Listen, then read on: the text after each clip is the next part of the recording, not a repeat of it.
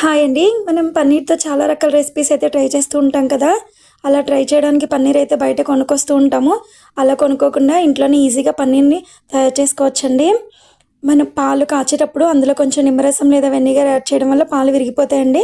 అలా విరిగిపోయిన పాలని ఒక పల్చటి క్లాత్ తీసుకొని దాన్ని ఒక్కసారి తడుపుకోవాలండి. ఒక గిన్నెపై వేసుకొని క్లాత్‌ని ఈ విధంగా విరిగిపోయిన పాలన్నీ వడకట్టుకోవాలి. ఇప్పుడు దీనిని గట్టిగా పిండేసుకోవాలనమాట. అందులో ఉన్న వాటర్ అంతా పోయేంత వరకు గట్టిగా పిండేసుకోవాలి. ఈ విధంగా పిండేసిన తర్వాత ఎక్స్‌ట్రా వచ్చిన వాటర్‌ని పారబోసేసుకొని, మళ్ళీ ఇంకొకసారి పన్నీర్‌ని నార్మల్ వాటర్‌తో క్లీన్ చేసుకుంటే స్మెల్ ఏమైనా ఉంటే పోతుంది. తర్వాత దీన్ని ఒక ప్లేట్ పెట్టి దాని మీద ఒక మూటలా కట్టుకొని ఒక వెయిట్ ఏదైనా పెట్టుకోవాలండి. నేను ప్లేట్ పెట్టాను షేప్ పర్ఫెక్ట్‌గా వస్తుందని.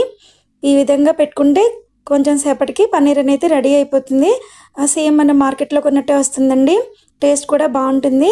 దీంతో మనం రకరకాల రెసిపీస్ అన్నీ ఇంట్లోనే ఈజీగా ట్రై చేసేయొచ్చు.